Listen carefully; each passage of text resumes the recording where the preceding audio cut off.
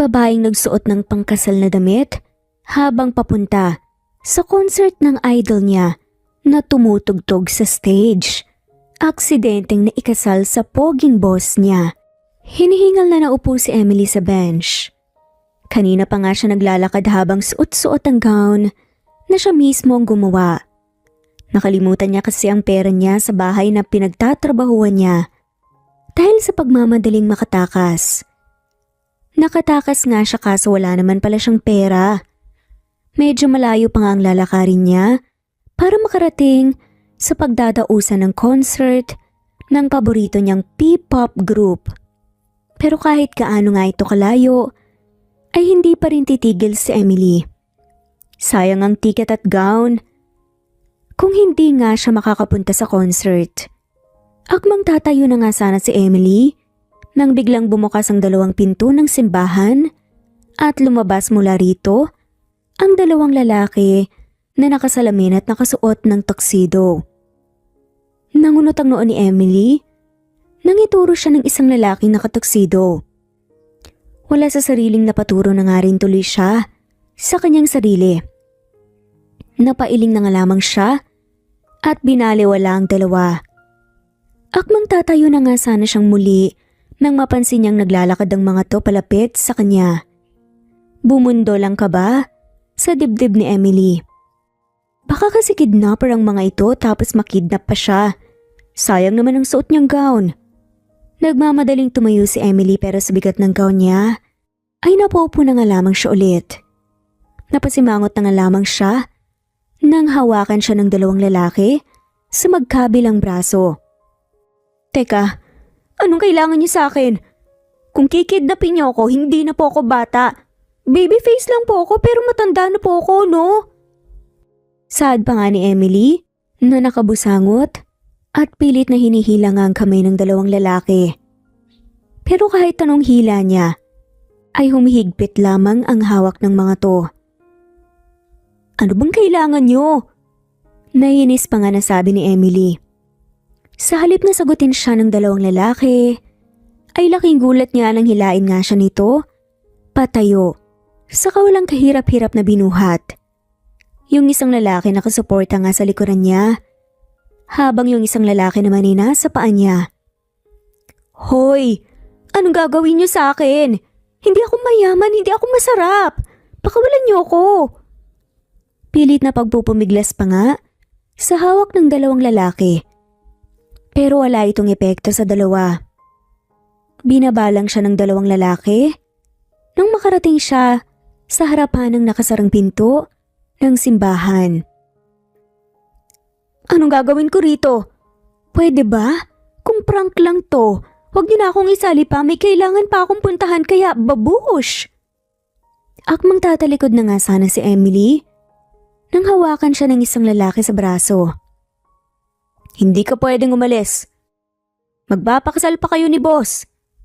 Seryosong sabi ng lalaki. Ha? Anong magpapakasal? Wala nga akong jowa tapos magpapakasal pa ako. Natigilan nga sa pagsasalita si Emily nang bumukas ang pinto ng simbahan. Bumungad sa kanyang nakangiting mga tao. Hindi ito familiar sa kanya. Nanigas nga sa kanyang kinatatayuan si Emily.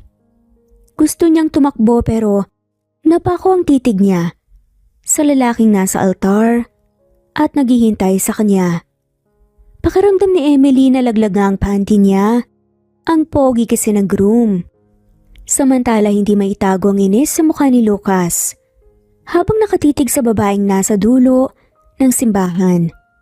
Kanina pa ito nakatayo doon pero hindi pa ito naglalakad. Naiinip na siya.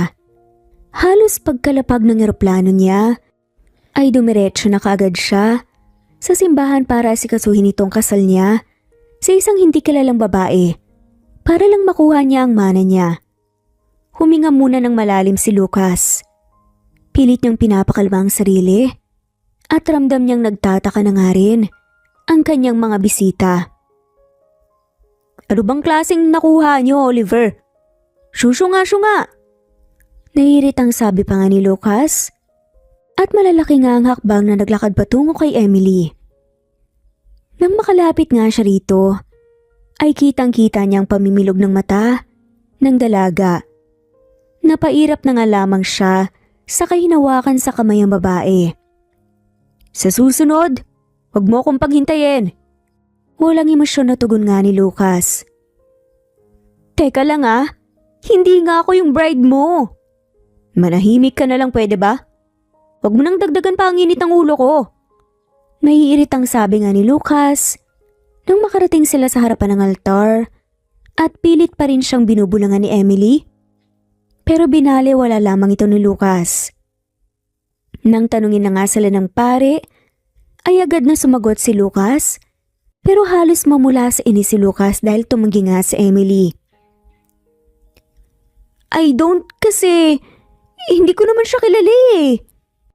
Wrong grammar pa nga nabulong ni Emily na tanging pari at siya lamang ang nakakarinig. Mabuti na lamang. Sinamaan niya ng tingin si Emily. Anong binayaran? Binitbit nga lang ako ng mga tauhan mo sa labas eh. Kaya pwede ba paalisin mo na ako? Kailangan ko pang pumunta sa concert ng idol ko. Hindi na nakasagot pa si Lucas. Nangitulak nga siya ni Emily at malalaki na ang hakbang ng dalaga na tumakbo palabas ng simbahan. Narinig ang singhapan sa loob pero mas nanaigang galit ni Lucas.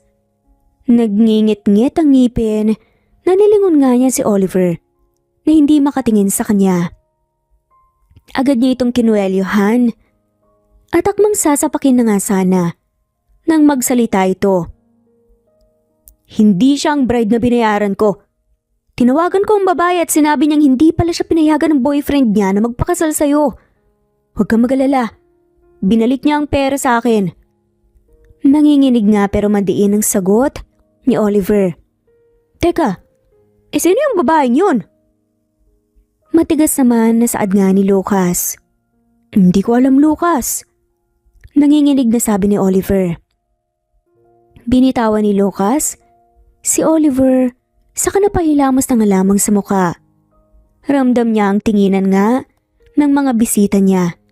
At kahit kailan sa buhay niya, hindi niya naranasan na mapahiya pero dahil nga sa ginawa ng babae, napahiya siya. Huminga ng malalim si Lucas. Kapag talaga nakita niya ulit ang babaeng yun, ay malalagot talaga ito sa kanya. Sa kabilang banda, hinihingal na tumigil nga sa pagtakbo si Emily. Sa wakas, ay nakalayo na nga siya sa simbahan. Siguro kung hindi siya nakatakas, ay mawawala ng pagiging single niya. Hindi niya nga kilala ang lalaking yun tapos magpapakasal pa siya? Kahit poging lalaki ay hindi pa rin siya papayag sa gustong mangyari nito. Dahil di may pagkakailan na nakakatakot ang mukha nito.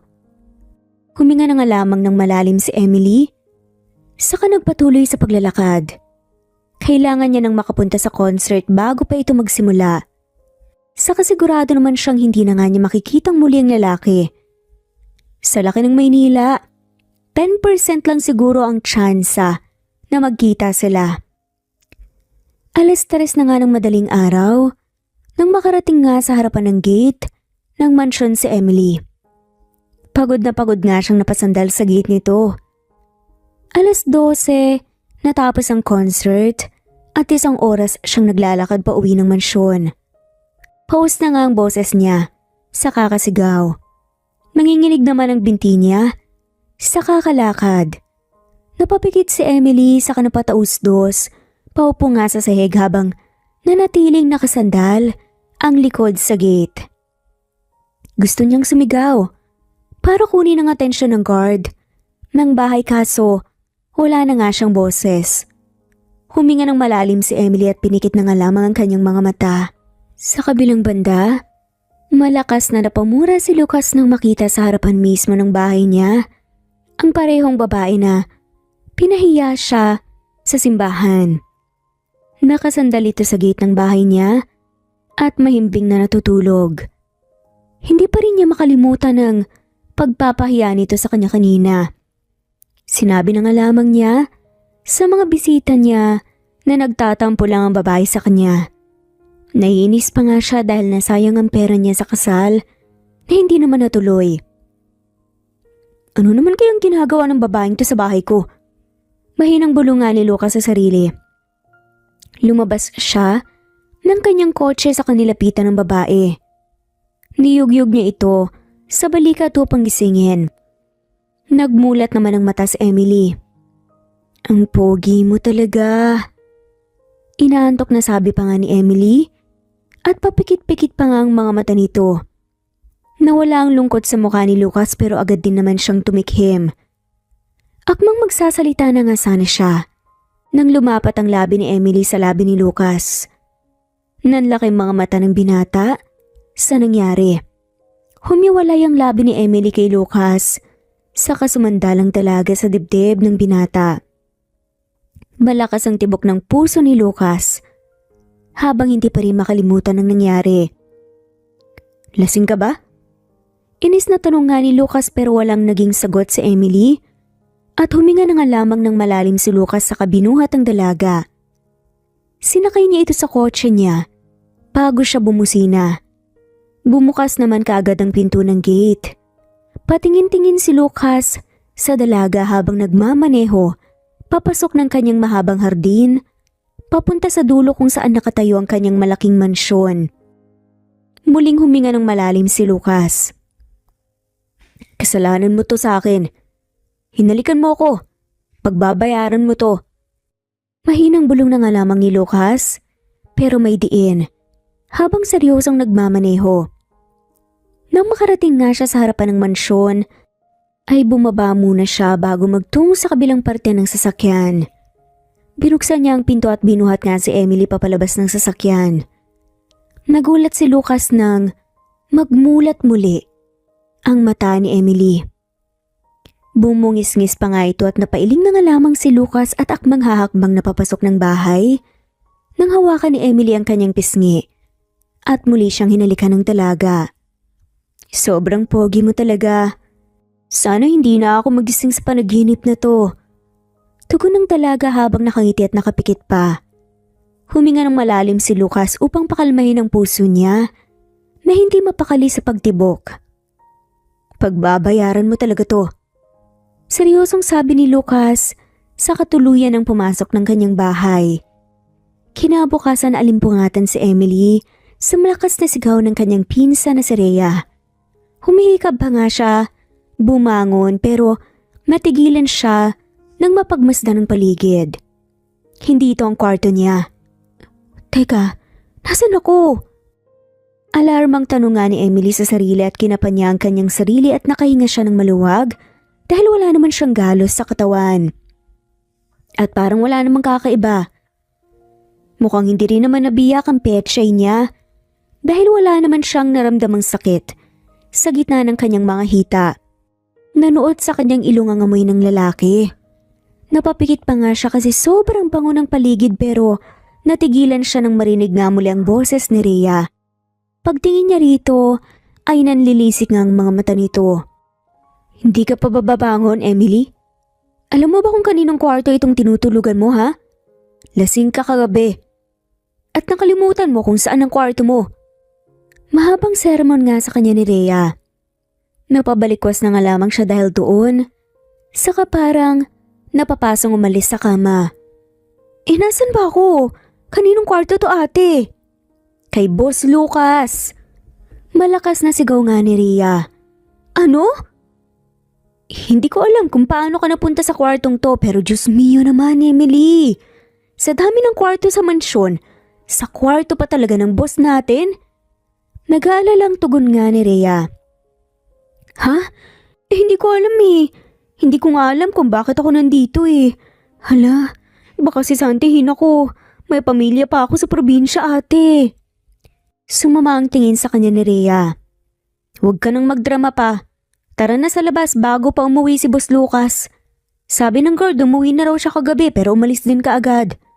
Pasalamat ka at mukhang hindi ka naabutan sa kwarto niya. Tara na nga. Mag-asikaso ka na kasi. Maya-maya siguradong nandito na yun. Ani nga ni Rhea. Tumango na nga lamang kaagad si Emily sa tinura ng kanyang pinsan. Paglabas nila, sa kwartong yun ay nagmamadali siyang nagtungo sa kwarto niya Bawat katulong sa mansyon na yon ay may sari-sariling kwarto sa first floor.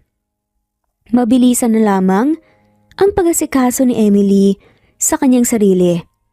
Hindi may pagkakailang kinakabahan nga si Emily dahil yun ang unang beses na makikita niya ang big boss ng mansyon. Nang matapos nga siya ay lumabas na nga siya ng kanyang silid. Nabutan niya ang iba pang mga katulong na nakatayo at nakahilera sa may pinto. Agad siyang sumabay kay Rhea. Nasa may pinto siya kaya kitang-kita niya ang magarang sasakyan na pumarada sa harapan ng mansyon. Pigil ang hininga ni Emily nang bumukas ang sasakyan at napaawang na nga lamang ang kanyang labi nang makilala ang lalaking lumabas mula rito. Ang lalaking yun ay ang groom ng tinakbuhan nga niyang kasal. Automatikong napunta nga sa kanya ang tingin ng lalaki. Walang emosyon ang tingin nito pero hindi maintindihan ni Emily kung bakit sobrang lakas ng tibok ng puso niya. Siya si Boss Lucas. Siya ang nagpapasahod sa atin.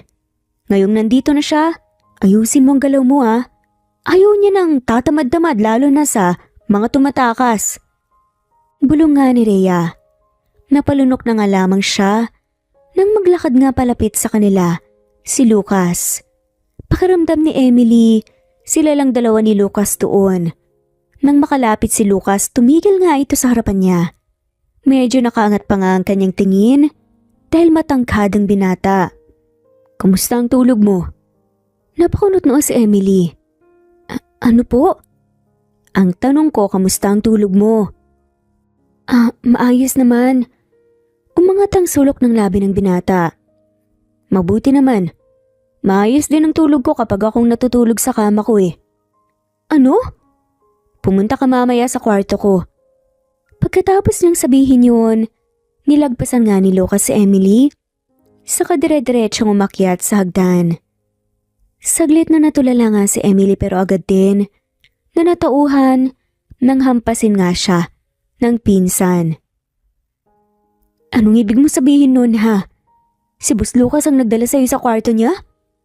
Kulat na sabi nga ni Rhea. Hindi ko alam. Pagtanggi naman ni Emily.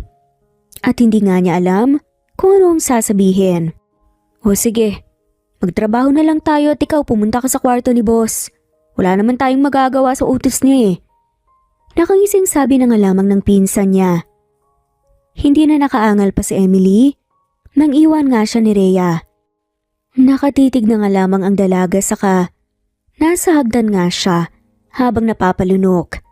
Hindi pa rin siya makapaniwala na makikita niyang muli ang lalaki. Iniling na nga lamang niya ang ulo saka bumalik sa kwarto niya. Muli niyang inayos ang sarili. Bago niya, may isipan na puntahan nga si Lucas sa kwarto nito. Baka gusto nga siyang parusahan ni Lucas dahil sa pagtakas niya sa kasal o kaya naman ay baka sisantihin na nga siya. Napalunok na nga lamang si Emily. Lumabas siya ng kanyang silid at dire-diretsong tinungo ang kwarto ni Lucas. At magkakatok na nga sana siya nang bumukas ito. Bumungad sa kanyang katawan ng lalaki. Saglit siyang natulala rito bago tumikhim. Huwag kang mag-alala. Sa'yo yan. Ano? Namumulang sabi nga ni Emily. Ngumisi lamang si Lucas, saka hinila siya papasok ng kwarto. Nakatayo lamang siya habang may kinukuhang papel at ballpen si Lucas. Pagkatapos ay lumapit nga ito sa kanya saka iniabot nga ang papel at ballpen. Pirmahan mo to. Ano to? Takang tanong nga ni Emily. Marriage contract. Marriage? As in kasal? Nangunot ang noon niya sa kabinasa ngang nakasulat. Nanlaki ang mga mata niya nang makita na kontrata nga ito ng pag-iisang dibdib nila. Ano to? Ayoko to. Wala kang magagawa, Miss Emily. Paano mo nalaman ang pangalan ko? Hindi ba uso sa'yo ang pagtatanong? Napasimangot na nga lamang ang babae. Bumaba ang tingin niya sa kontrata. Sobrang lakas ng kabog ng dibdib niya. Nagpo-propose ka ba? Ang pangit ng proposal mo ah. Hindi man lang ako kinilig. Wala man lang sing-sing. Pili ang sabi pa nga ni Emily Natigilan nga siya ng mapagtanto ang sinabi niya. Agad siyang tumikhim sa kayumuko upang itago nga ang namumula niyang muka. Ibig kong sabihin. Magbihis ka. Alis tayo. Ano? Kunot noong tanong nga ni Emily at napahilot nga si Lucas sa sentido.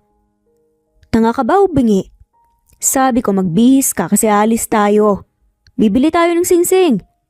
Nagbibiro lang ako. Wala akong pakialam. Bibili tayo dahil mag-asawa na tayo, pirmahan mo na yan. Kasi kung hindi, hindi lang ikaw ang mawawalan ng trabaho. Balita ko, pinsan mo si Rhea. Nanlaki yung mga mata ni Emily. Walang alinlangan na pinirmahan nga niyang kontrata.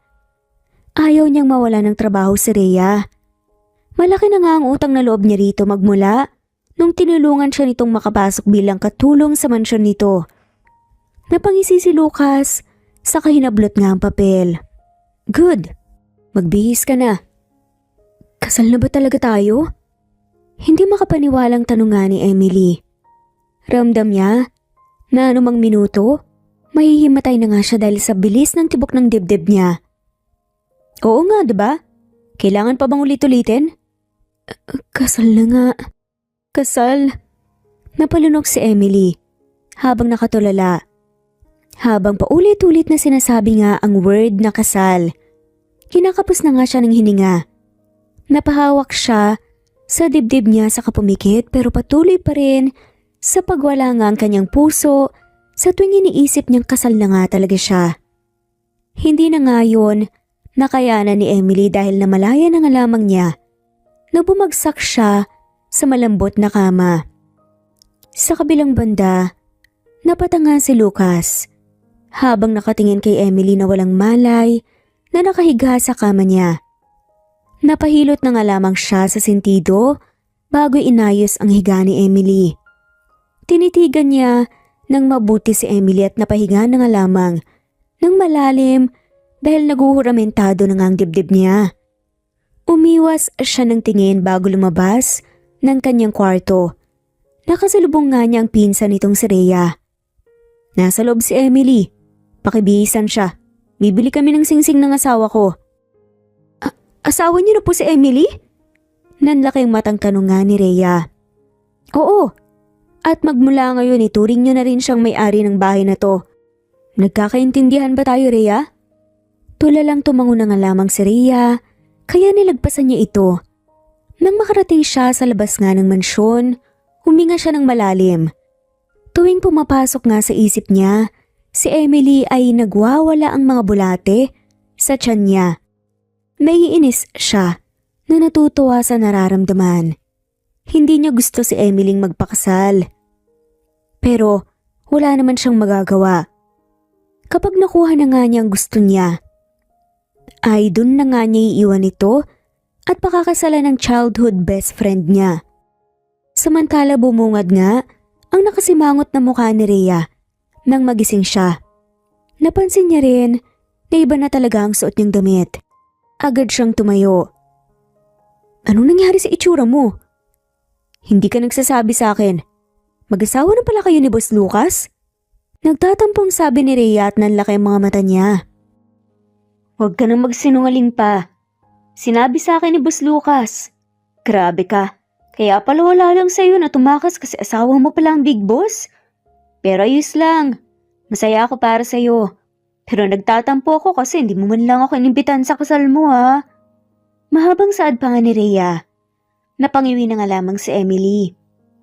Wala ngang formal na kasal na naganap.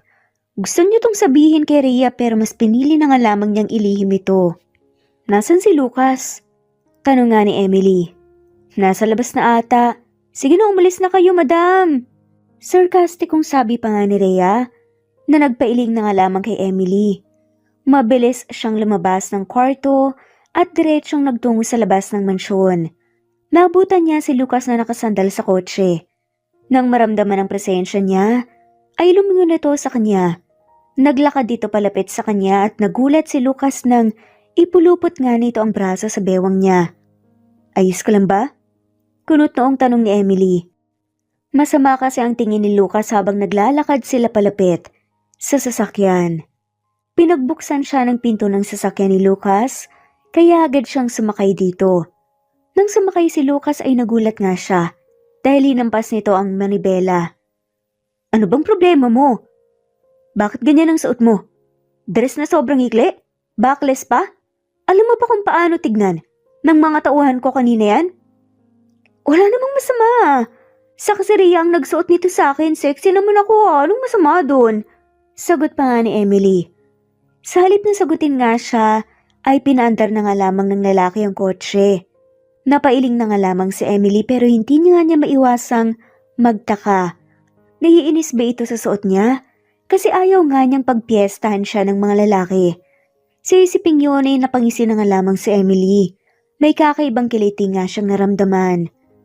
Bakit ka ngingiti dyan? Tanong nga ni Lucas. Wala. Excited na kasi akong rumampa mamaya sa mall. May mga makikita akong pogi. Sigurado kong maakit sila sa suot.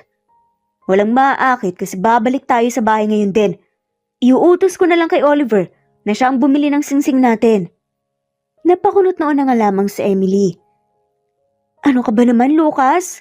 Wag na, dumiretso na tayo. Andito na tayo eh. Sayang naman yung effort nating paggayak, diba? Ayoko. Sa bahay na lang tayo, ipagluto mo ko. Paghuhuramentado nga ni Lucas. At hindi naman maintindihan masyado ni Emily kung bakit. Hindi na nga lamang umimik si Emily. Tumingin na nga lamang siya sa bintana at inisip kung ano nga kaya ang pwedeng mailuto para dito. Pagbalik nila sa mansyon, agad na bumaba si Emily. Nagulat nga siya nang makasalubong niya ang isang poging lalaki. Kamukha nga nito ang bias niya sa P-pop group na paborito niya. Ang pogi mo ah! Hindi makapaniwalang sabi nga ni Emily sa katumili. Niyakap niyang lalaki at mangyayakap na nga din siya dito nang makarinig nga sila ng boses. Kapag hindi mo siya binitawan, Oliver, mawawalan ka ng trabaho. Saad ni Lucas sa lalaki. Nagulat nga si Emily dahil mahina siyang itinulak ni Oliver. Pasensya na po, seloso ang asawa mo eh. Napapakamot sa ulo na nga lamang nasabi ni Oliver. Seloso? Nagsiselos ka? Mumingising sabi pa nga ni Emily kay Lucas. Umirap si Lucas sa katinigdan nga si Oliver. Inabutan niya ito ng pera bago nga siya hawakan ni Lucas at hilahin papasok nga ng bahay. Lucas, nagsiselos ka nga ba talaga? Pangungulit pa nga ni Emily. Hindi. Malamig na sa dama ni Lucas. Bakit mo sinabihan ng ganun sa Oliver? Gusto ko lang. Bakit ayaw mo kung ganito ang suot? Saka bakit ayaw mo kung mang-akit ng ibang lalaki, ha? Ay, selos siya. Pangasar pa nga ni Emily. Hindi no. Inis na binitawan nga nito ang kamay ng babae. Napahinto si Lucas sa katinaasan siya ng kilay. Sus, di babalik na ako kay Papi. Saad nga ni Emily at kumunot noon naman si Lucas. Papi? Si Oliver! Ang pogi niya kaya. Ano kaya ang feeling na makasal kay Oliver? Ako ang asawa mo, hindi si Oliver. Nakasimangot na tugon pa nga ni Lucas. Ano naman? Gusto ko pa rin si Oliver. Alam ko na. Sasama na lang ako sa kanya. Napatili si Emily nang hilain nga siya ni Lucas pasandal sa dingding. At walang sabi-sabing hinalikan nga sa labi. Ilang segundo lang yun pero halos magwala nga ang puso niya. Bakit mo ko hinalikan? Bawal ba? Asawa kita eh. Hahalikan kita. Saad pa nga ni Lucas. Hindi nakaimik si Emily. Wala sa sariling hinawakan nga niya ang sarili nga niyang labi. Ngumisi naman si Lucas sa hinawakan siya sa kanyang kamay. Tulala lamang si Emily habang paulit-ulit sa utak niya ang paghalik sa kanya ni Lucas. Huminga muna siya ng malalim at nang kumalma na nga siya na nga mismo ang naunang pumasok sa kusina. Pagpasok niya, walang ibang tao ang naroon. Agad niya na nga rin inasikaso ang mga sangkap para sa lulutuin nga niyang munggo. Anong lulutuin mo sa akin, Cherry? Natigilan si Emily sa sinasabi ni Lucas. Cherry? Sino yun? Ikaw. Lasang Cherry kasi ang labi mo kaya tatawagin kitang Cherry. Nakangising sabi na nga lamang ni Lucas. Nang lingunin niya ito, nakangisi na nga ito at umirap siya. Ayoko niyan. Pangit. Maganda kaya kapag naalala kong salitang cherry, nalalasahan ko ang labi mo. Saad pa nga ni Lucas ng pilyo. Asus! Ang sabihin mo, may kabit kang nagngangalang cherry at dinadahilan mo lang ang labi ko. May bahid ng inis pa nga nasabi ni Emily. Sa tuwing iniisip niya pa lang, na totoong sinasabi niya, ay parang gusto na nga lamang niyang saksakin ng paulit-ulit ang manok na hawak niya. Mahinang tumawa si Lucas. Nagulat si Emily nang maramdaman nga ang hininga ng lalaki sa kanyang likuran. Pakaramdam niya ay nanigas nga siya sa pwesto niya. Amoy cherry ka rin. Mahinang sabi pa nga ni Lucas at napalunok nga siya. Bitawan mo nga ako, Lucas! Bakit? Kinakahiya mo ba ako? Mahal kong asawa? Pangasar pa nga ng lalaki. Nagluluto kasi ako. Umira pa nga si Emily. Ano naman? Mas gaganahan ka kapag nakatikit ako sa'yo, tama? Gustong umiling ni Emily pero hindi nga niya magawa. Nagwawala na naman ang puso niya. Kaya naman mahina nga niyang siniko si Lucas. Hoy Lucas, lumayo ka na. Baka may pumasok, nakakahiya. Mahinang sabi naman ni Emily. Ano naman? Asawa naman kita, 'di ba? Pinilit mo akong maging asawa mo. Correction lang, Lucas. Nakasimangot na sabi nga ni Emily. Nang bitawan nga siya ni Lucas. Nakahinga siya ng maluwag pero halos mahigit nga niya ang kanyang hininga nang paharapin nga siya ni Lucas at walang sabi-sabing hinalikan siya sa labi.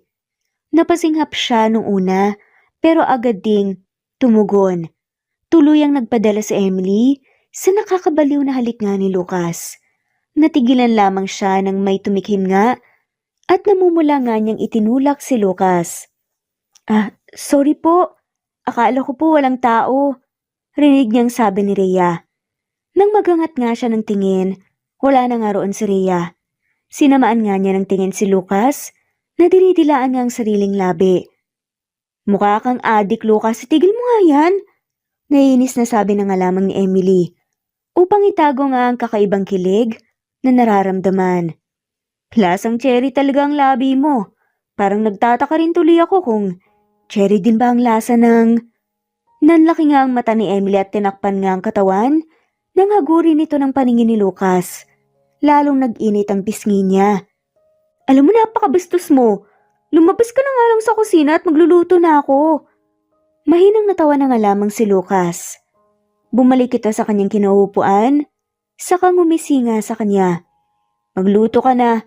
Nagugutom na ako, Cherry. Napairap na nga lamang si Emily at nagsimulang magluto. Nang matapos siyang magluto ng munggo, nakangiti niyang nilagyan ng pagkain ng plato ni Lucas. Kain na. Nakaising sabi nga ng dalaga. Nang titigan niya si Lucas, naguramentado na naman ang dibdib niya. Bakit ganyan ka makatingin? Namumulang tanong ng dalaga. Mahinang tumawa nga si Lucas, saka umiling. Wala naman, Cherry. Huwag mo nga akong tatawagin, Cherry. Emily ang pangalan ko. Alam mo ang kulit mo. Whatever, Cherry. Napabuntong hininga na nga lamang si Emily.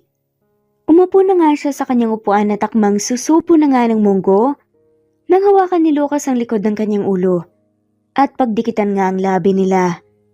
Naramdaman niya kung paano kunin ni Lucas ang munggo sa bibig niya. Ilang segundo rin yung nagtagal bago humiwalay nga si Lucas. Mas masarap ang munggo kapag nasa labi mo. Napaawang na nga lamang ang labi ni Emily. Pakiramdam niya, kulay kamatis na nga siya. Tumikim na nga lamang siya at pinagpatuloy na nga lamang ang pagkain. Buong akala ni Emily, hindi nga sila magkakamabutihan ni Lucas pero umabot ang linggo hanggang sa mag-iisang buwan, walang araw na hindi nga sila magkasama. Kilala na nga rin siya sa mansyon bilang bagong asawa ni Lucas. Hindi rin maiwasang kiligin ni Emily sa bawat ginagawa ni Lucas at inaamin nga niya sa sarili na iba nga ang epekto ng lalaki sa kanya. Wala ring araw na hindi nga siya hinalikan ni Lucas sa labi, kaya pakiramdam ni Emily matutunaw nga siya sa maliit na galawan ng lalaki. Hindi akalain ni Emily na gano'n ang magiging epekto ni Lucas sa kanya. Isang umaga kakalabas lamang ni Emily sa kanyang kwarto Nang makita niya si Lucas na nakatitig sa kanya, napalunok siya. Kahit mag-asawa na nga sila, hindi pumayag si Emily na matulog sila sa isang kama na nirespeto naman ni Lucas. Akala ko nasa trabaho ka. Sambit ni Emily at napakurap na nga lamang siya nang halikan siya sa labi ni Lucas. Kakatapos lang. Mag-impake ka na. Aalis tayo. Nangunot ang noon ni Emily pero bago pa man siya makapagtanong, nagsalitang muli si Lucas. Pupunta tayo ng Baguio, Cherry. Nanlaki mata ni Emily.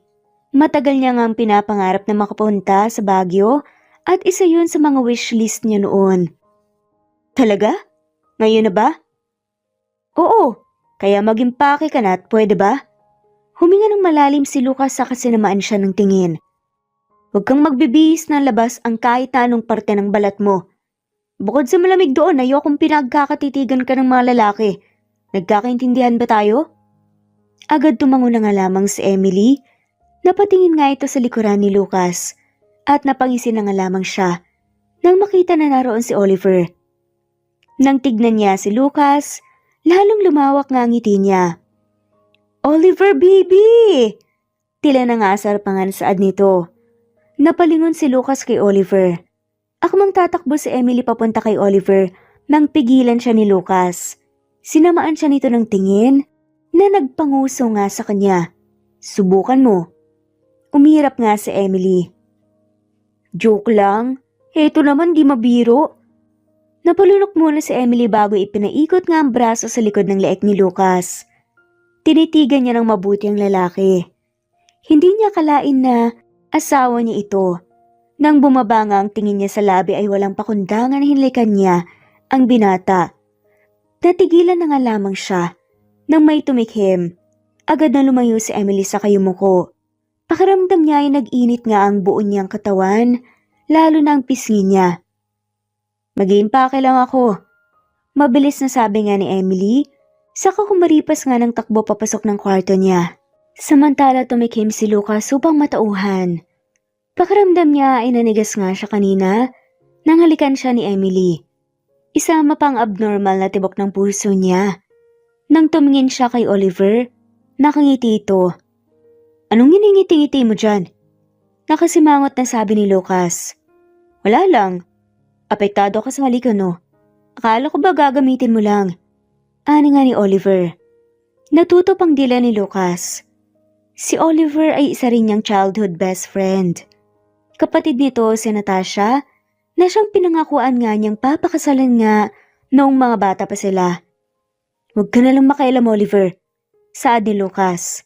Sabagay, aakitin ko na lang siya kapag magpo-propose ka na kay Natasha at annulled na kayo. Nakaising sabi nga ni Oliver. Lalong sumama ang timpla ni Lucas. Umalis ka na rito, Oliver. Pwede ba? Nawala ang ngisi sa mukha ni Oliver saka ito bumuntong hininga. Alam ko ang ganyang pakaramdam, Lucas. Sana naman mapagtanto mo yon bago mahuli ang lahat. Ani nga ni Oliver sa katumalikod.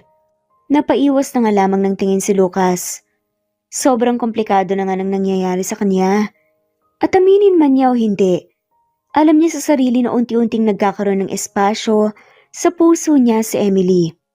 Sa kabilang banda pagkatapos mag-impake ni Emily, dumiretso na nga siya kaagad patungo sa labas ng mansyon.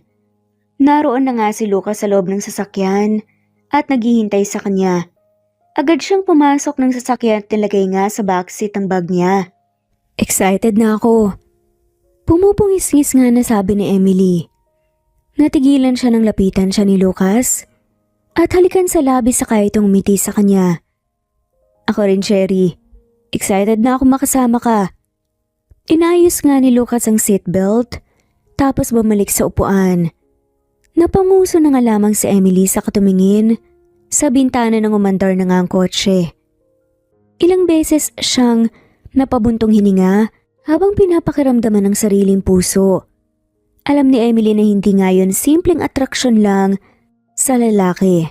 Alam ni Emily na lumalalim na ang nararamdaman niya kay Lucas at hinihiling niya na lang sa sarili na huwag na siyang mahulog pa, lalo na at wala siyang kasiguraduhan kung sasaluhin ba siya. Habang nasa biyahe, ay nakatuon lamang ang atensyon ni Emily sa daan. Nakabukas ang bintana ng kotse dahil ayaw niyang makaramdam ng hilo. Hindi niya kasi gusto ang amoy ng kotse. Samantala, patingin-tingin naman si Lucas kay Emily habang nagmamaneho. Gumugulo sa isip niya ang sinabi ni Oliver at kahit itanggi niya ito sa sarili niya, ay alam niyang kailangan niyang iwan si Emily para tuparin ang pangako kay Natasha. Kung tutuusin, pwede niya nang pakasalan si Natasha kaysa kay Emily. Kaso abala naman si Natasha sa modeling career nito, kaya naisipan niyang magpakasal sa iba at makipaghiwalay kapag nakuha niya na ang mana. Natigilan si Lucas sa pag-iisip nang tumunog ang telepono niya. Mula sa gilid ng kaniyang mata ay napatingin din si Emily. Kinuha ni Lucas ang kaniyang earpods bago sinagot ang tawag ng kaniyang ama. "Daddy, kumusta? Napatawag ka?" Tanong nga ni Lucas. At bungad naman ito, "Lucas, nabalitaan ko. Kinasal ka na pala? Akala ko kay Natasha pero nalaman ko kay Oliver na, sa ibang babae pala. Sakto rin na ngayon palang dumadating dito sa London ang pinadala mong marriage certificate niyo ni Emily. Sabihin mo nga sa akin, anak. Akala ko ba yung si Natasha ang pakakasalan mo? Kasi nung mga bata pa kayo, pinangakuan mo nga siya at gusto mo rin naman na siya yung ikasal sa'yo. Pero bakit biglang naging Emily na?" Mahabang saad nga ng kanyang ama. Napabuntong hininga na nga lamang si Lucas. "Dad, alam ko ang ginagawa ko. Sa ngayon, tuparin mo ang pinag-usapan natin." "Dahil ba sama na anak? Anak, masasaktan si Emily sa ginagawa mo. Nagawa ko lang naman ang kasunduan na yun dahil gusto na kitang mapakasal kay Natasha tapos hindi ko akalain na sa ibang babae ka pala magpapakasal. Ganyan ba kita pinalaki, Lucas? Manggagamit?" Sermon pa nga ng ama. Humigpit ang hawak ni Lucas sa manibela pero pinilit nga niyang pakalmahin ang sarili. "Dad, please. Tuparin mo na lang ang pangako mo sa akin.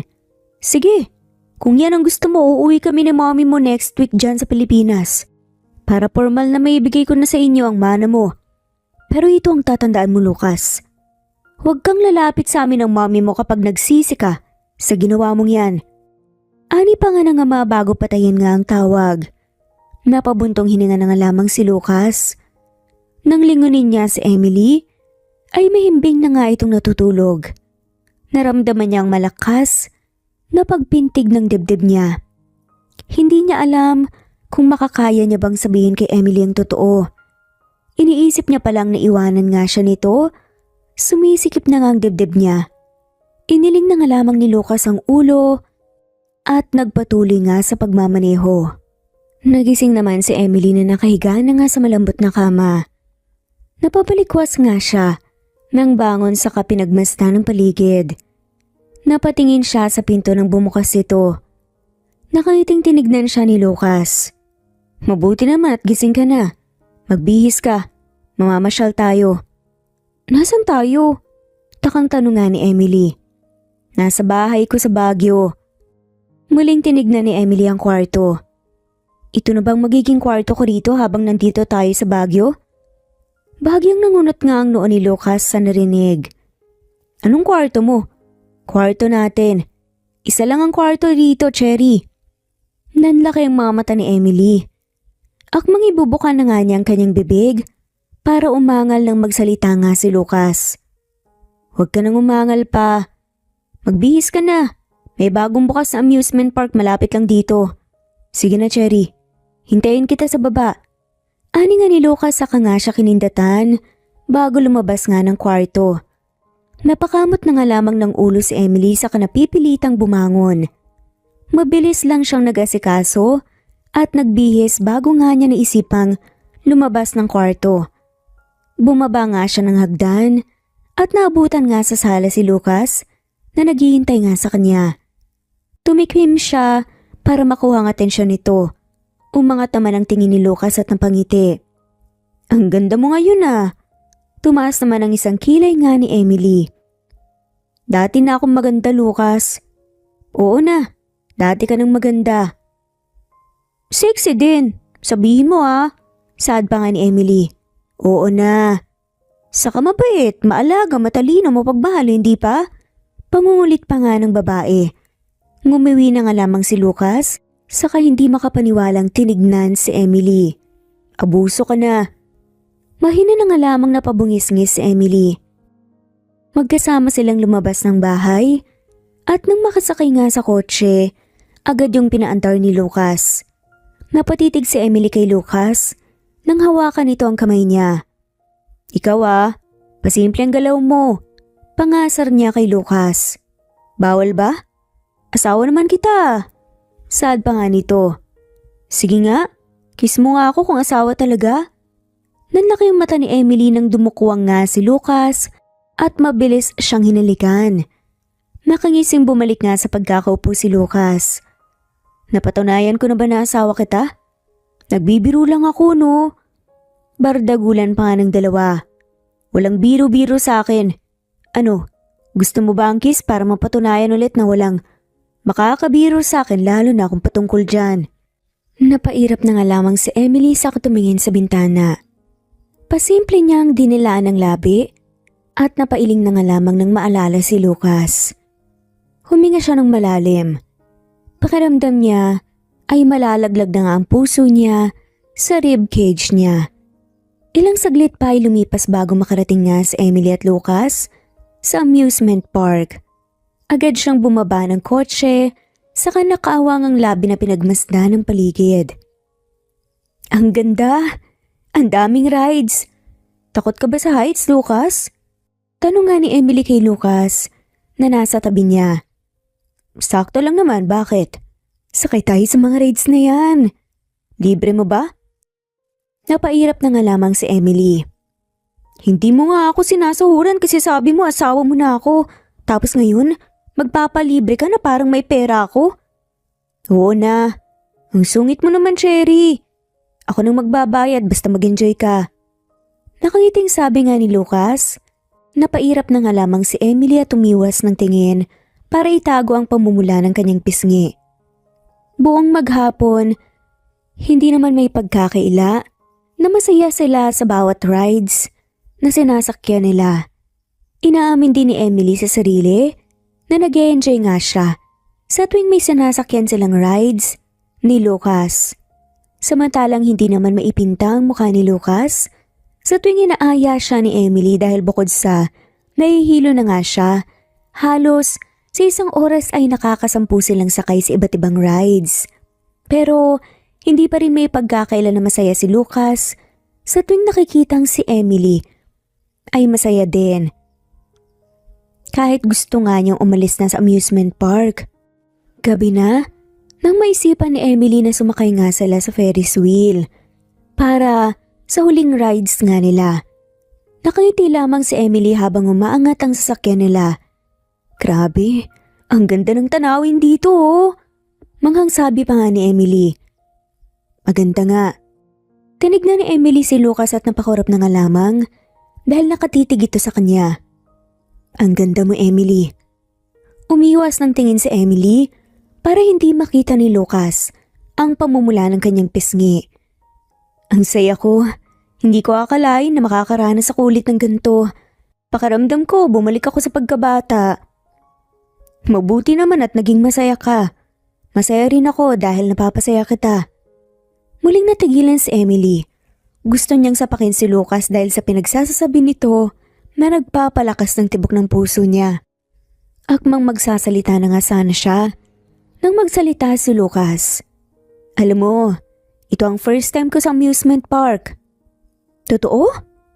Oo, lumaki kasi ako sa mga grandeng restaurant at grandeng pasyalan ang napupuntahan ko. Sa tuwing gugustuhin ko naman na pumunta sa amusement park, nahahalata ako na hindi yun gusto ng kababata ko. Kaya hindi na lang ako tumutuloy. Ay, ang pangit tuloy ng childhood mo. Sad naman ni Emily. Hindi naman sa ganun.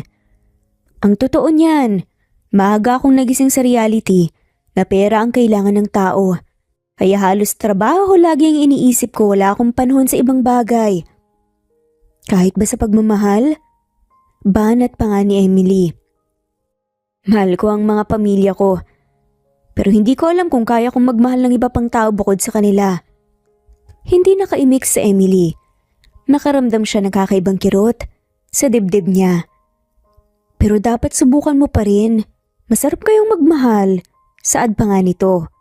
Paano mo nasabi? Nagmahal ka na ba? Tanong ni Lucas kay Emily. Oo, mahal ko ang pamilya ko. Sa totoo niyan. Kaya ako nasa Manila kasi para sa kanila naman talaga to. Nag-iisa lang akong anak. At ako lang ang inaasahan ng mga magulang ko na nasa probinsya. Sila ang nagparamdam sa akin ng pagmamahal. Kahit mahirap lang kami. Hindi nila pinagkait sa akin na maging masaya at makuha ang mga gusto ko. Kaya ngayon, bumabawi ako sa pamilya ko. Kwento pa nga ni Emily. Mahal ko rin ang pamilya ko. Pero iba kasi yung magmahal ng hindi mo pamilya. Nagmahal na rin ako noon. Kaso nga lang, naghiwalay din kami. High school love lang naman yun. Pagkatapos nun hindi na ako nagka-boyfriend. Nag-asawa nga lang biglaan. Pahinang sabi nga ni Emily sa katumawa. Swerte nga ako eh. Sagot naman ni Lucas. Bakit naman? Kasi asawa kita, Cherry. Nilingon niya si Lucas at matama na naman itong nakatitig sa kanya.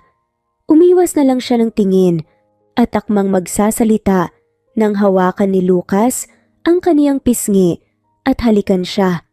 Kasabay ng pagputok ng fireworks sa kalangitan ay ang pagputok din ng tuluyan ng nararamdaman ni Emily. Kahit anong tanggi niya sa sarili, lalabas at lalabas ang katotohanan na may nararamdaman nga siya kay Lucas. Isang linggo na natili si Lucas at Emily sa Baguio. Pagkatapos ng halikan nila sa Ferris wheel ay napansin ni Emily na naging sweet lalo si Lucas sa kanya. Gusto naman yun ni Emily kaso hindi pa rin mapagkakaila na lumalakas ang tibok ng puso niya sa tuwing malapit si Lucas. Inamin man ni Emily sa sarili na mahal niya ang lalaki ay wala pa rin siyang lakas ng loob para ipakita iyon kay Lucas. Sa isang linggong pananatili sa Baguio ay walang araw na walang ngiti sa labi ni Emily. Dinala siya ni Lucas sa mga sikat na pasyalan sa Baguio at kapag naman nasa bahay lang sila ay nilulutuan siya ni Lucas. Kung umakto si Lucas ay parang mahal din siya nito. Hindi tuloy maiwasan ni Emily na isipin na baka may nararamdaman na sa kanya si Lucas. Ngayon ay bumabiyahe na sila pauwi ng Maynila. Napatingin si Emily sa bintana ng kotse nang pumarada na ang kotse sa harapan ng mansion ni Lucas sa Maynila. Halos 6 na oras din ang biyahe nila dahil sa sobrang traffic. Napangiti si Emily nang pagbuksan siya ng pinto ni Lucas at halikan ng likod ng kaniyang palad. Ang sweet naman ng asawa ko. Nakangising sabi pa nga ni Emily. Pinagsiklop nga niya ang kamay nilang dalawa ni Lucas. Parang hindi ka na nasanay sa akin. Sanay na.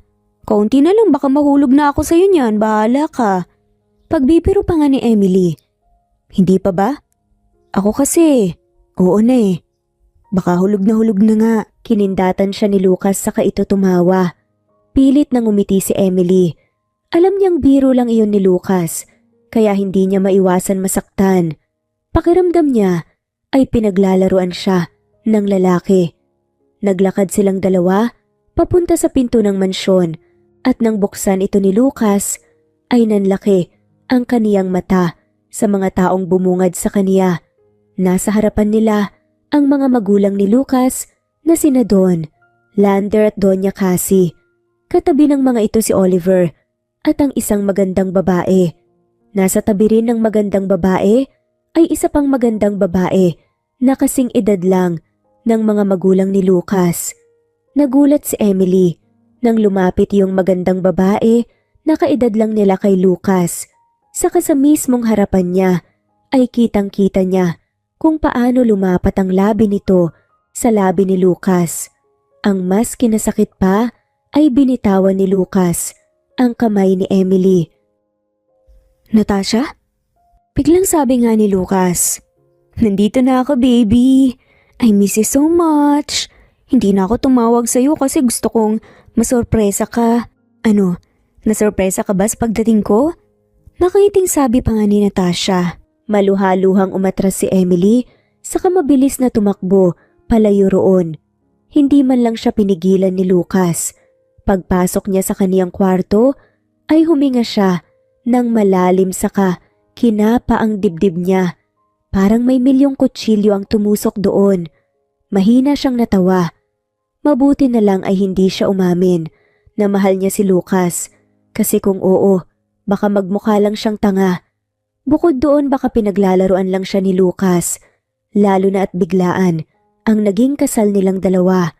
Sa kabilang banda, agad na tinulak ni Lucas si Natasha nang umalis si Emily.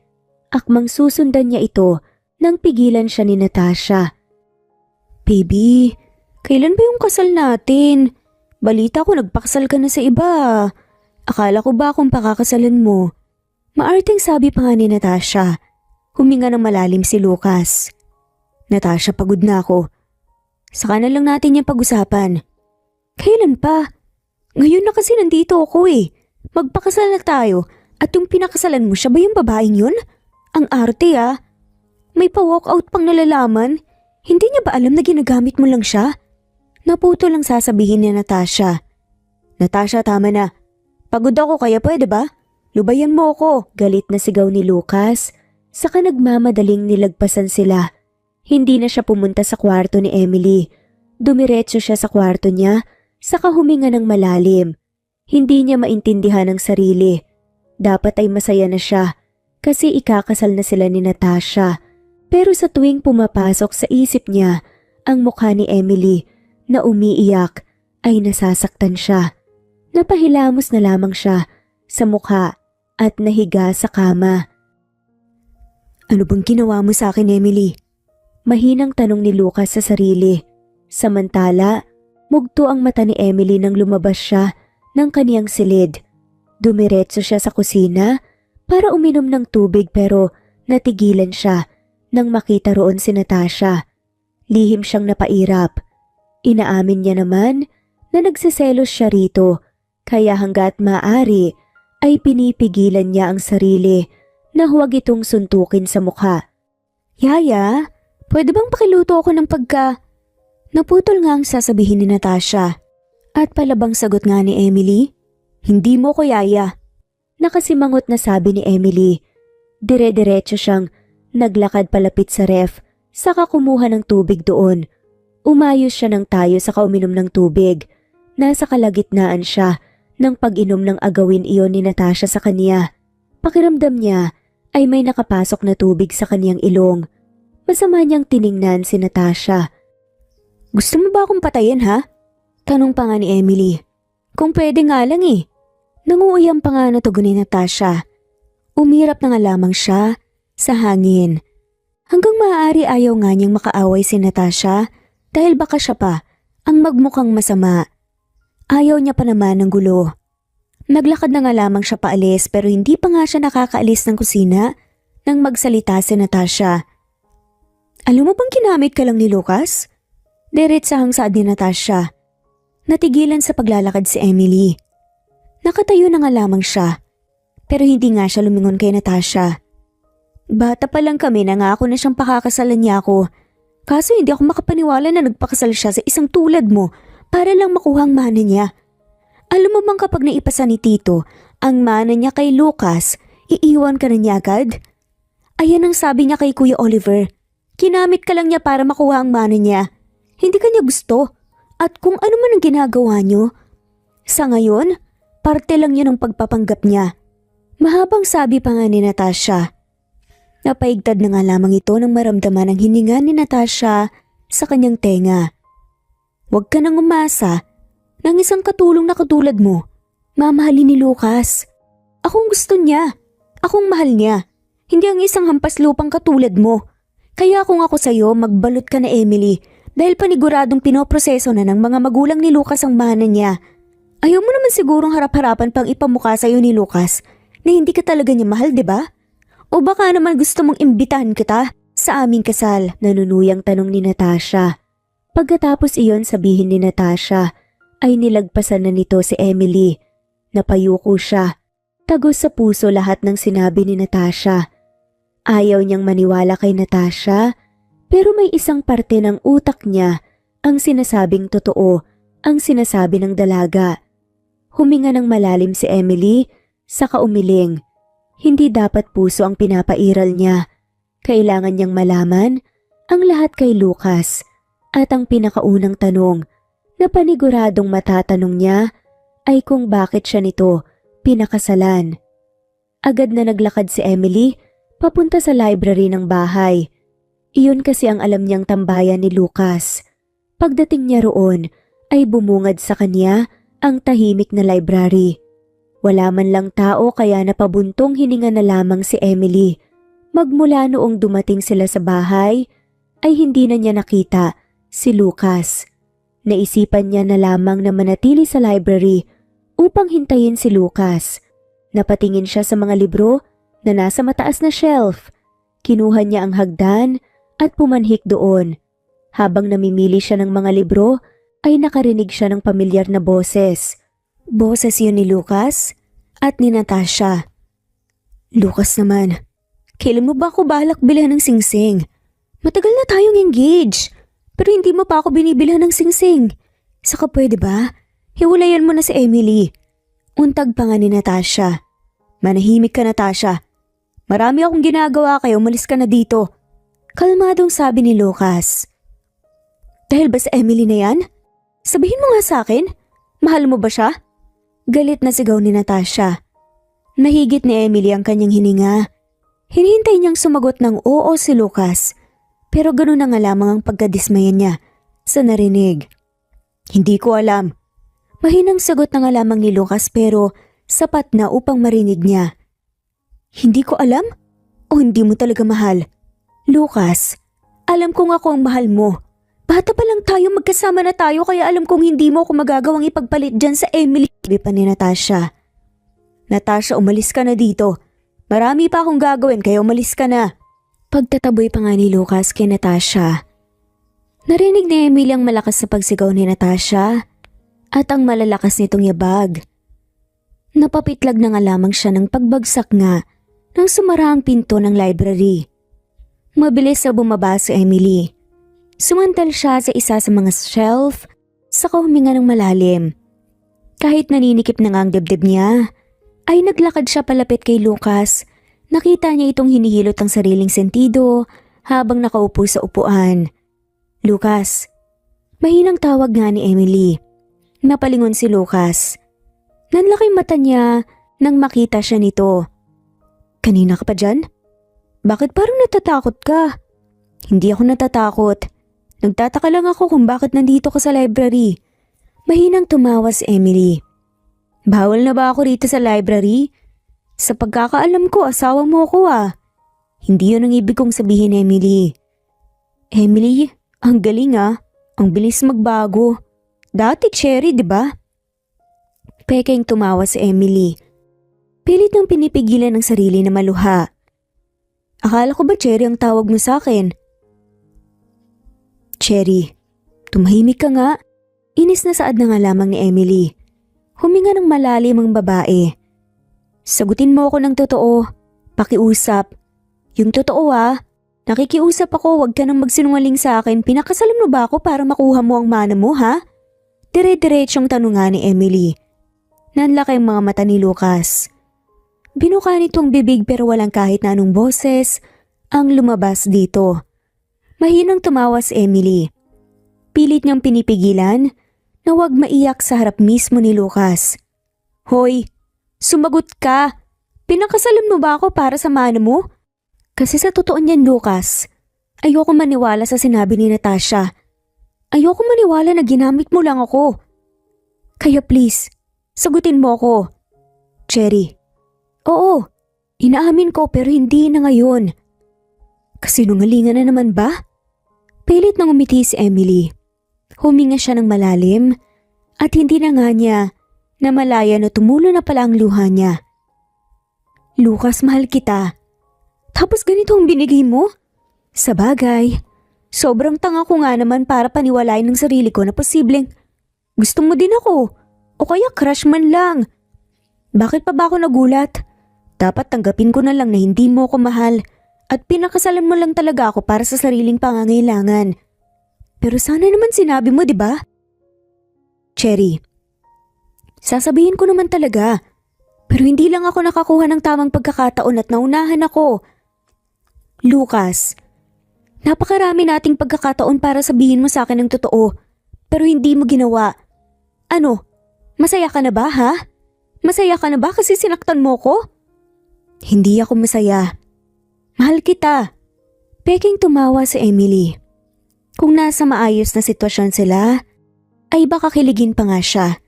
Kaso, ibang usapan ang nangyari sa kanila ngayon.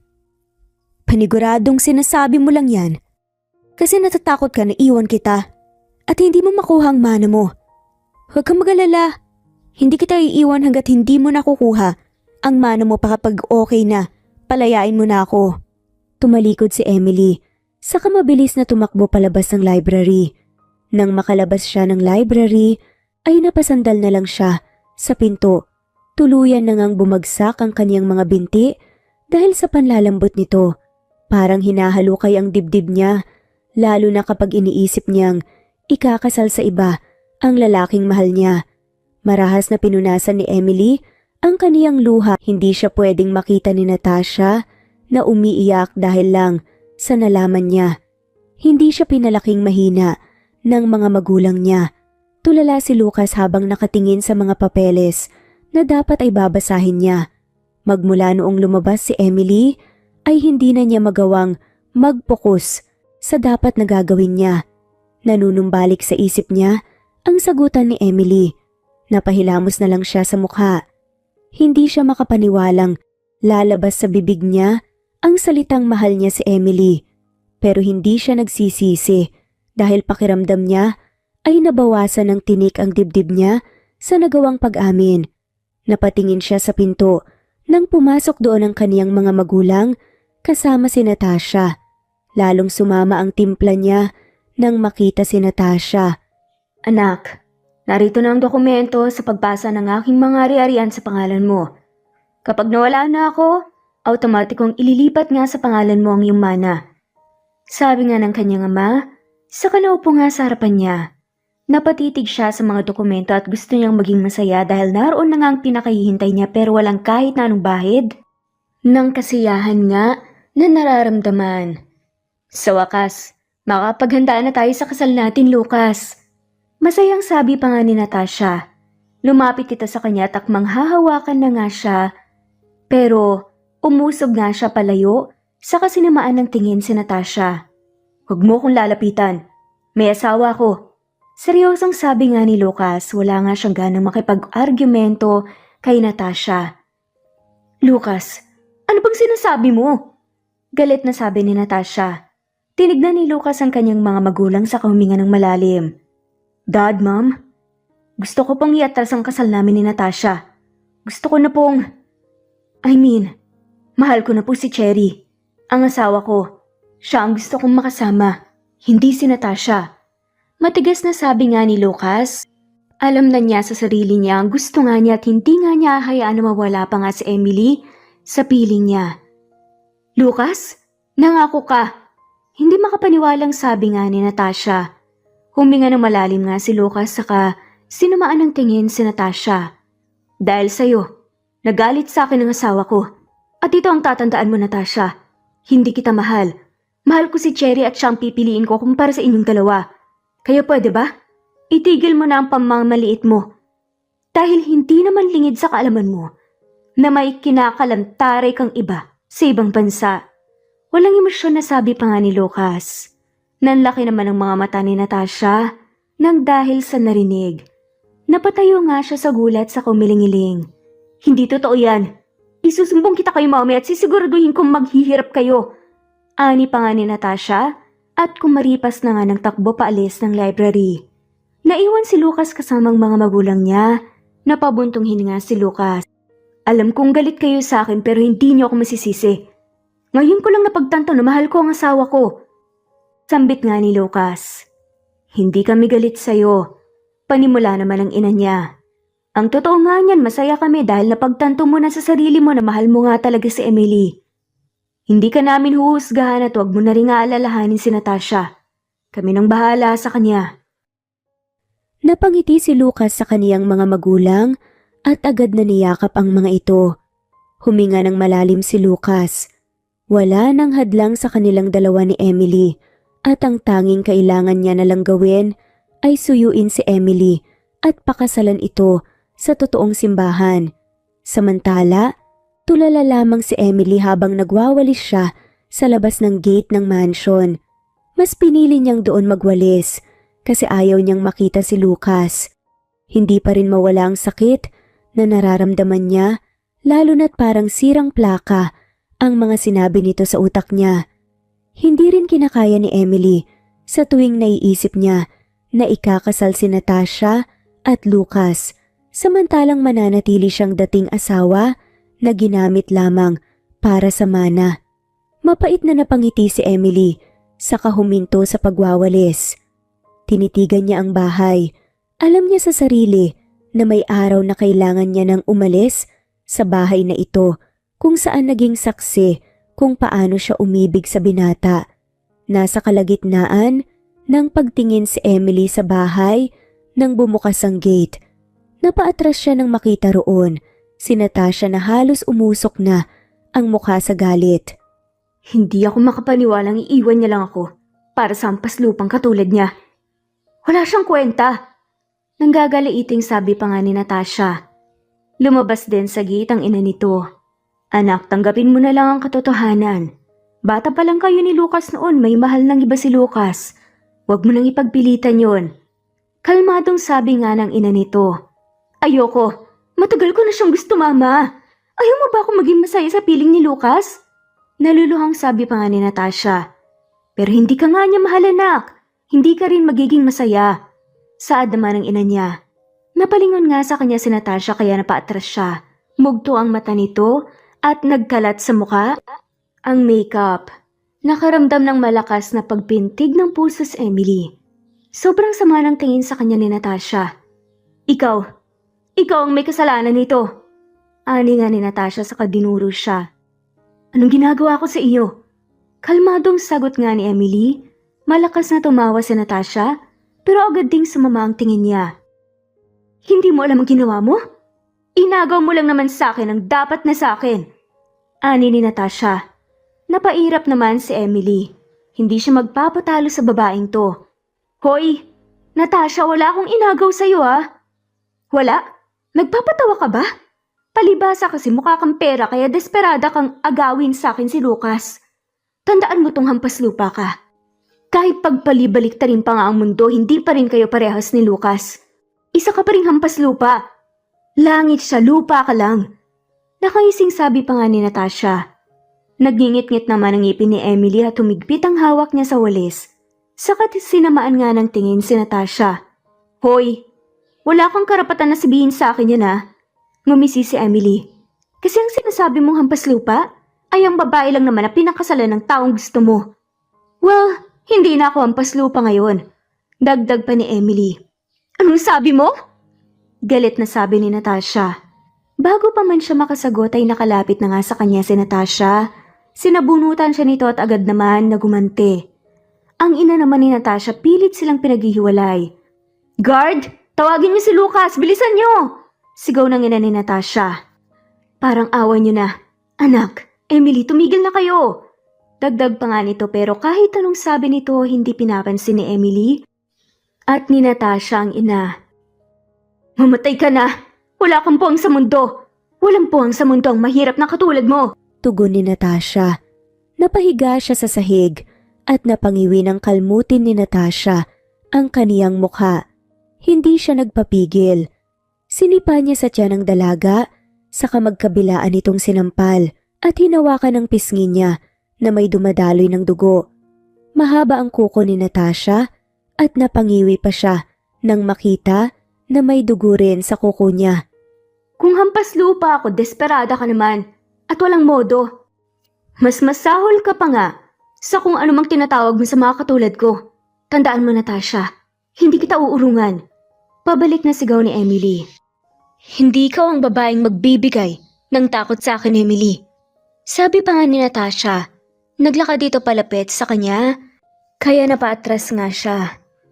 Napangisi si Natasha, at lalong hindi ikaw ang babaeng aagaw sa akin kay Lucas. Dagdag ni Natasha. Nagulat si Emily nang lumapit sa kanya si Natasha at tinulak siya sa kalsada. Bago pa man siya makatayo, ay napansin ni Natasha ang isang malaking van na mabilis na naglalakad palapit sa kanya. Sinubukan niyang tumakbo pero hindi pa siya nakakahakbang ay naramdaman ni Natasha ang malakas na impact ng sasakyan sa kaniyang katawan. Ramdam niya ang pagtilapon niya sa isang bahagi ng kalsada at ang malalakas na sigawan, pero ang mas nangibabaw dito ay ang sigaw ni Lucas. Nanghihinang napatingala si Emily. Naramdaman niyang may bumuhat sa kanya at nang tingnan niya ito ay nakita niya si Lucas na nag-aalalang nakatitig sa kanya. "Cherry mahal, dadalhin kita sa ospital," sabi pa nga ni Lucas. Bakas ang pag-aalala sa boses nito. "Lucas, akala ko hindi mo ako pupuntahan." Napakagat na nga lamang ng labi si Emily nang makaramdam ng kirot sa kanyang ulo. Tumama ang ulo niya sa unahan ng kotse kaya yun ang lubos na naapektuhan. Nahihilo na nga rin siya pero pinipigilan niya lang na pumikit kasi natatakot siyang baka hindi na nga siya magising pa. "Shh, huwag ka nang magsalita pa, Cherry. Dadalhin kita sa ospital." "Lucas, mahal." Bumaba ang tingin ni Lucas kay Cherry. Sinubukan nga ni Emily na iangat ang kanyang kamay pero napangiwi na nga lamang siya dahil sa sakit ng kanyang ulo. Mariin nga siyang napapikit. "Mahal, please. Huwag mo kong iwan. Huwag mong ipikit ang mga mata mo." Naramdaman ni Emily na nilagay nga siya sa sasakyan at ang pag-andar nga nito. Nanatili pa rin nakapikit nga ang kanyang mga mata. "Cherry, please. Nagmamakaawa ako. Huwag mong ipikit ang mata mo." "Emily!" Minulat ni Emily ang mata sa katinignan si Lucas. Namamawis ang noo nito habang nagmamaneho. "Lucas, mahal mo ba ako?" "Cherry, hindi ito ang panahon para tanungin mo ko. Mahal mo ba ako?" Nangihinang tanong nga ni Emily. Kailangan niyang kumpirmahin ang nararamdaman ng binata. "Oo, mahal kita. Kaya wag mo nang ipipikit ang mata mo, Cherry. Mahal kita. Pakakasalan pa kita." Sa narinig ay napangiti si Emily. Naramdaman niya ang panlalabo ng kaniyang mata at tanging sigaw na lamang ni Lucas ang narinig bago siya nawalan ng malay. Sa kabilang banda, ilang beses na napamura si Lucas habang karga-karga si Emily papasok ng ospital. Tuluyan na itong nawala ng malay at sa tuwing iisipin niya pa lamang na mawawala si Emily sa buhay niya, ay pakiramdam niya ay naninikip ang dibdib niya. Agad siyang dinaluhan ng mga nurse at inalalayan siyang ilagay si Emily sa kama. Pagkatapos ay pinigilan siya nito na makapasok sa loob kung saan gagamutin si Emily. Nanghihinang napaupo si Lucas sa upuan. Nanginginig ang kaniyang katawan sa pinaghalong galit at pag-aalala. Natigilan lamang si Lucas nang marinig ang boses ni Natasha. "Lucas, nasan si..." Hindi na nga niya pinatapos pa si Natasha at agad siyang tumayo sa kasinampal nga ang dalaga. Napasinghap na nga lamang ang mga magulang niya, maging ang magulang ni Natasha. Mangiyak-ngiyak siyang tinignan ni Natasha. "Huwag mong babanggitin ang pangalan ko, Natasha. At huwag ka rin magkakamaling magpakita pa sa akin. Dahil sa'yo, ganito ang nangyari kay Emily." Nagngingit-ngit nga na sabi ni Lucas. Gusto niyang kaladkarin si Natasha at saktan pa nga ito lalo, pero pinigilan niya ang kanyang sarili. Kahit papaano ay marespeto pa nga rin siya rito bilang kaibigan. "Hindi ko sinasadya, Lucas. Nagsiselos lang ako kasi siya ang pinili mo at..." Natigilan si Natasha nang sumigaw si Lucas. Sinamaan ng tingin ni Lucas si Natasha at dinuro ito sa noo. Nakita ni Lucas ang pagluha nito pero hindi nagpatinag si Lucas. Walang epekto sa kaniya ang iyak ng dalaga dahil mas umiiyak ang puso niya sa isiping nasa emergency room ang babaeng pinakamamahal niya. "Natasha, Hindi ikaw ang mahal ko. Isaksak mo yan sa maliit mong utak. Isaksak mo yan sa maliit mong utak. Kapag may nangyaring masama sa babaeng mahal ko, ipapakulong kita. Sisiguraduhin ko rin na maghihirap ka. Tandaan mo yan. Pagkatapos yung sabihin nga ni Lucas, muli siyang napopo. Tulala nga niyang tinignan ng pinto kung saan ginagamot si Emily. Ramdam niya ang pagupo ng kanyang ama at ina sa kanyang gilid. Magiging maayos din ang lahat, anak. Ani nga ng kanyang ama. Huminga siya ng malalim, ginulungan niya ang kanyang buhok upang kumalma nga siya. Hindi ko pa naaamin na mahal kita, Cherry. Gusto pa kitang makita. Gusto pa kitang pakasalan. Nakikiusap ako, Emily. Kayanin mo kung ano man ang nangyayari sa'yo. Mahinang bulong nga ni Lucas sa kanyang sarili.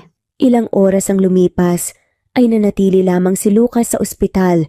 Hindi siya umalis doon dahil gusto niyang siya ang kakausapin, ang doktor ni Emily. Pinaalam din ni Lucas kay Rhea ang nangyari kay Emily at halos mabingi siya sa lakas ng sigaw nito sa kaniya. Pero ayos lang naman kay Lucas iyon.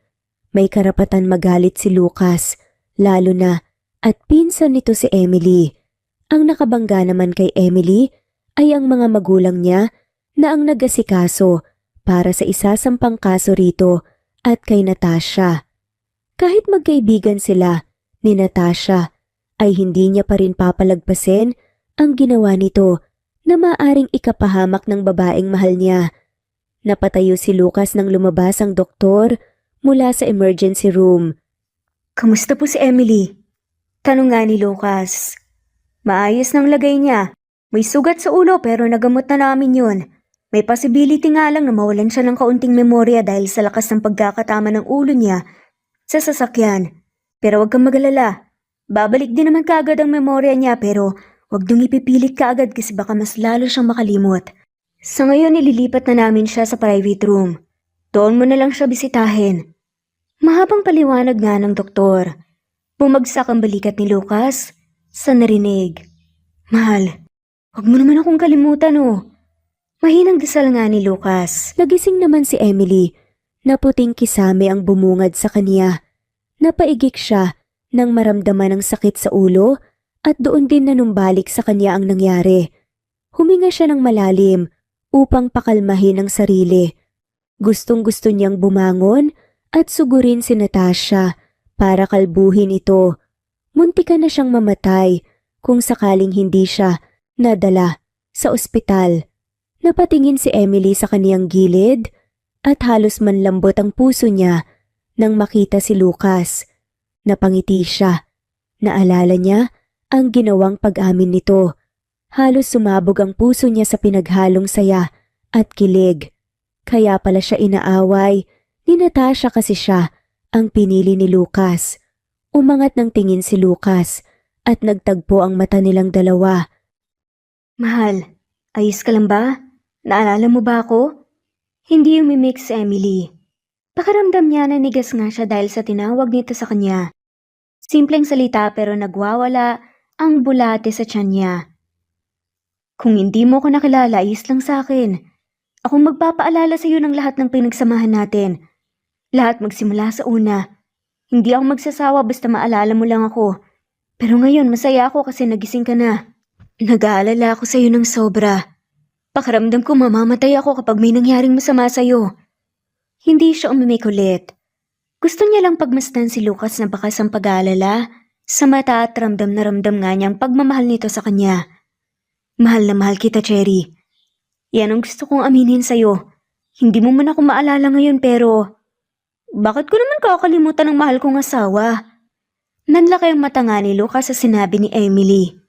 Cherry? Yes, mahal? Nagulat si Emily nang tumayo nga si Lucas at walang alinlangan nga siyang hinalikan sa labi. Tumagal yun ng ilang segundo bago humiwalay nga sa halik. Hindi na nga niya alam kung ano ang kanyang re-react. Akala ko lang talaga hindi mo na ako maalala. Sabi kasi ni Doc, may possibility na hindi mo ako maalala. Wala eh. Nakatatak ka talaga sa puso at isip ko. Napangisi na nga lamang si Emily nang mapansin na namumula nga si Lucas. Mahina siyang tumawa pero agad ding nawala nang maalala Si Natasha. Akala ko ba ikakasal na kayo ni Natasha? Bakit ka nandito? Saka yung impaktang yun, ang lakas talaga ng loob na itulak ako. San ba yun? Nang masuntok nga. Kahit isa lang. Mahinang tumawa nga si Lucas sa hinawakan ng kanyang kamay. Masuyo itong hinalik-halika ni Lucas na nagpawala na naman ang puso niya. Wala na yun. Tinigil ko na. Ang totoo niyan, ipapakulong ko na nga talaga siya dahil sa ginawa niya sa'yo. Saka wala na rin akong pakialam sa kanya. Sayong-sayo na ako, mahal. Ikaw na ang gusto kong makasama at hindi siya. Noon inaamin ko na alam ko talaga sa sarili ko na pakakasalan ko si Natasha kasi isa rin sa mga pangako ko sa pamilya niya yon na magpapakasal kaming dalawa. Kaso, nang makilala kita, ikaw ang minahal ko, Cherry. Ayos lang naman yun kay mommy at daddy kaya wala kang dapat ipag-alala. Kalimutan na lang natin, Natasha. Ikaw ang mahal ko at hindi siya. Paliwanag nga ni Lucas. Kahit na, katulong mo lang ako noon. Baka naman sinasabi mo lang to kasi hindi mo pa nakukuha ang mana mo. Nakasimangot na sabi nga ni Emily.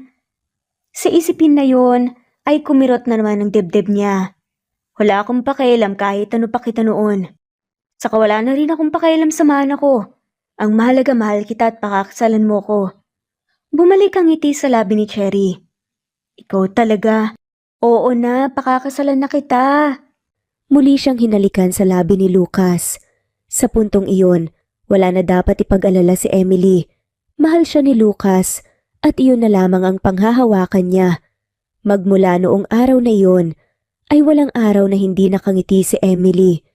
Masaya siya sa nagiging buhay pag-ibig niya at wala siyang pagsisisi na si Lucas ang napili niyang mapangasawa. Tanggap din siya ng mga kamag-anak nito at maging ang mga magulang ni Emily ay tanggap din si Lucas. Pinaalam pala ni Lucas ang tungkol sa magaganap nilang kasal at halos magulat pa si Emily dahil isang malaking sorpresa na napapayag ni Lucas ang ama nito na sobrang strikto pagdating sa kanya. Pero wala na rin dapat ipag-alala si Emily. Alam niya sa sarili na magiging maganda ang buhay niya kasama ang lalaking kanyang pinakamamahal. Mabilis na lumipas ang buwan, araw na ng kasal nila at hindi mapigilan ni Emily na maging emosyonal habang nakatitig sa malaking simbahan. Ito ang parehong simbahan kung saan una silang nagkita ni Lucas. Mahina siyang tumawa. Hindi niya akalain na babalik siya sa simbahan na yon. Pero sa pagkakataon na yon, isa na siyang tunay na bride ni Lucas. Anak, huwag kang umiyak. Masisira ang makeup mo. Paalala nga ng ama na nasa kanyang tabi. Masaya lang po ako, Papa. Hindi ko akalain na magiging ganito ang kahihinat na ng pagpunta ko rito sa Manila. Anak, masaya rin ako para sa inyo ni Lucas. May tiwala ako sa kanya, kaya alam ko nga alagaan kanya at ikaw. Ang paalala ko rin sa'yo, huwag mong sasaktan si Lucas kasi nakikita ko sa mga mata niya kung gaano kanya kamahal. Sabi pa nga ng ama, Opo pa, mahal na mahal ko rin po si Lucas. Ngumiti na lamang ang ama kasabay ng pagbukas ng pinto ng simbahan. Tumugtog ang malamyos na awitin habang naglalakad siya papuntang altar. Agad niyang natanaw si Lucas na naghihintay sa kaniya at ang best man nito na si Oliver. Mabagal lamang ang kaniyang paglakad habang nakatitig kay Lucas. Ngumiti ito sa kaniya kaya ngumiti rin siya. Pakiramdam ni Emily ay sasabog na ang puso niya. Ilang minute rin siyang naglakad patungo kay Lucas hanggang sa tuluyan niyang mahawakan ang kamay nito. Napangiti siya. Mahal, nandito na ako. Mahinang sabi ni Emily. Alam ko, mahal. Nandito ka na sa tabi ko at ipapangako ko sa'yo na walang ibang babae sa buhay ko kundi ikaw lang. Mahal na mahal kita, Emily. At handa akong isakripisyo ang lahat para sa'yo. Napatingin silang dalawa sa pari ng tumikim ito.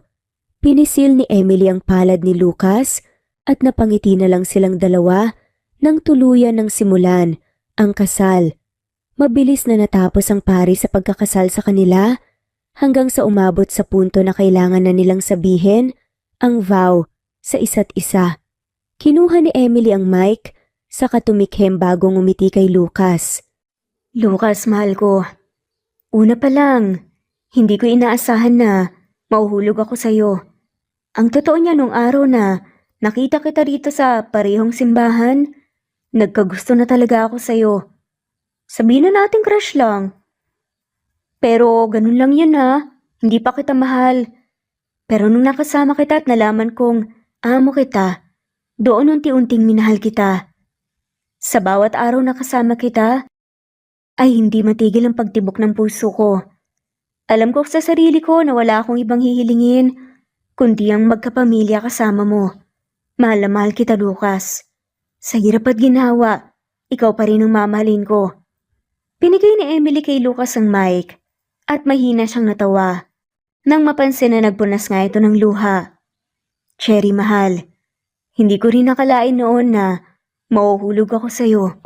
Kaso wala eh. Ako ang napagtripan ng tadhana at pinana ang puso ko papunta sa'yo. Sobrang swerte kong ikaw ang pinapakasalan ko ngayon. Sobrang swerte ko na ikaw ang magiging ina ng mga anak natin. At pinapangako ko sa harapan ng lahat ng tao na narito, sa harap ng Panginoon na ikaw lang ang mamahalin ko. Ikaw lang ang pipiliin ko at sa kahit anong problema ay magkasama tayo. Mahal na mahal kita. At promise, Emily, I love you so much. And I promise that I will love you eternally. Maluhalo ang tinignan nga ni Emily si Lucas. Ibinigay ni Lucas ang mikropono sa best man sa kainangat nga ang veil niya. Panibagong yugto ng buhay ko. Pero sa pagkakataong to, kasama na kita. Saad pa nga ni Lucas. Sa isang iglap, naramdaman ni Emily ang paglapat ng labi ni Lucas kasabay ng palakpakan ng mga tao. Buong puso itong tinugon ni Emily. Alam ni Emily na wala na siyang hihilingin pa. Ito na ang pinapangarap niya. Ang magkaroon ng lalaking magmamahal sa kanya at ang bumuo ng pamilya kasama ang lalaking ito. Samantala, hindi maipaliwanag ang lakas ng tibok ng puso ni Lucas. Humiwalay ang labi nila sa kahinawakan ng kamay ng kaniyang asawa. Ngumiti siya rito. I love you, Cherry. Madamdaming saad nga ng lalaki. I love you too, mahal. At wala na nga silang mahihiling pa dahil ang kanilang pagmamahalan ay nagbunga ng quadruplets. Sobrang saya nga nila. Dahil ang pag-ibig nga ang nananaig sa kanilang buhay ngayon. Simpleng salita, pero pakiramdam ni Lucas ay nagliliparan ang mga paru-paro sa kaniyang tiyan. Muli niyang nilingon ang asawa nang umingiti sa kamera na kukuha ng litrato nila. Sa wakas, naramdaman na ni Lucas ang tunay na saya at ito ay dahil sa kaniyang mahal na asawa. Wala na siyang ibang hihilingin pa kung hindi ang kaayusan ng relasyon nila at ang kasaganahan ng kanilang bubuuhing pamilya. At dito na nga po nagtatapos ang kwentong pagmamahalan nila Lucas at Emily. Maraming salamat po sa lahat ng mawalang sawang sumusubaybay at shout out po sa mga sumusunod. Rayleigh Aceveda, Naitan Canada, Augustus Rafanan, Romano Gorospe, Mercy Villantes, Richel Solonio, Annie Hoson, Presbyteros Rose, Ostonaldito, Jelly Tampos, Gilma Tuliao, Rebecca Tezuka, Liliano Bebe, Mary Tauring, Crisanta de la Cruz, Lucy Sevilla, Teresita Schmid, Senen Orzame, Lucia Baldo, Torres Brigida, Elvi Candontol, Nesbeth Hanaban, Zenaida Porter, Deep Dorado, Flor Cabrera, Fernando Napiloy, Imelda Forteza, Flor Arcega, Vivian, Ali, Epifania de Ocares, Merlita Sampani, Norma Williams, Capricorn Girl, Ali, Juliet Caday,